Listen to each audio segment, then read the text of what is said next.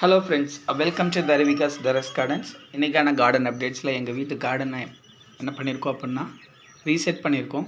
சரிங்களா, பாருங்கள், காட்டுறேன் நான் உங்களுக்கு. முதல்ல கஜன்னு வச்சுருந்தோம், இப்போ கொஞ்சம் ஸ்பேஸ் விட்டு எல்லாத்தையும் வச்சுருக்கோம். சரிங்களா, இதில் பாருங்கள், தக்காளி செடி, சுரக்காய் செடி, அப்புறம் பாவக்காய் செடி, இது எல்லா செடியுமே இப்போ வச்சுருக்கோம். இப்போ தான் எல்லாமே முளைச்சிருக்குது. சரிங்களா, நான் ஆல்ரெடி நிறைய வீடியோஸில் காட்டியிருப்பேன். இந்த கத்திரிக்காய் செடியில் பாருங்களேன், இன்னுமே எவ்வளோ காய் இருக்குது. கிட்டத்தட்ட இது ஒரு 5 மாதம் ஆயிடுச்சு ஃப்ரெண்ட்ஸ். அதனால் இன்னுமே காய் நிறைய காய்ச்சிக்கிட்டு இருக்கு.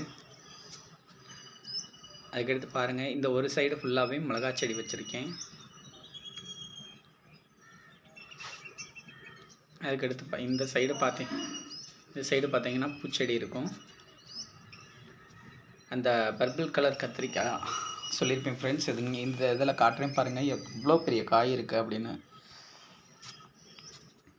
இங்கே பாருங்கள் ஃப்ரெண்ட்ஸ், இவ்வளோ பெரிய காய் இருக்குதுன்னு. ரெண்டுலேயுமே 2-3 காய் இருக்குது. அது போக பிஞ்சுமே நிறையா இருக்குது.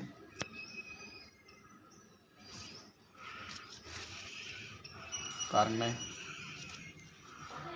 இதில் பாருங்கள், இந்த கத்திரிக்காய் செடியில் எவ்வளோ காய் இருக்குதுன்னு. பிஞ்சுவே நிறையா இருக்குது. இது பாருங்கள், அத்திப்பழ செடி. இதில் நிறைய பழம் பிடிங்கி சாப்பிட்ருக்கோம். நல்லா டேஸ்ட்டாக இருக்கும் ஃப்ரெண்ட்ஸ். இது எங்கள் வீட்டுக்கு புதுசாக வந்த அந்த 4 பேர் நாங்கள் ரீபார்ட் பண்ணியிருக்கோம். அந்த வீடியோவும் போஸ்ட் போடுறேன் பாருங்கள். அங்கே சின்ன பாட்டில் தான் வச்சுருக்கோம்.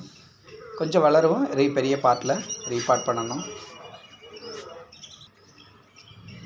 இது எங்கள் வீட்டோட இளந்தப்பழ செடி. சரிங்களா, இந்த வீடியோ உங்களுக்கு பிடிச்சிருந்தாலும் கண்டிப்பாக மறக்காமல் என்னோடய சேனலை சப்ஸ்கிரைப் பண்ணுங்கள், லைக்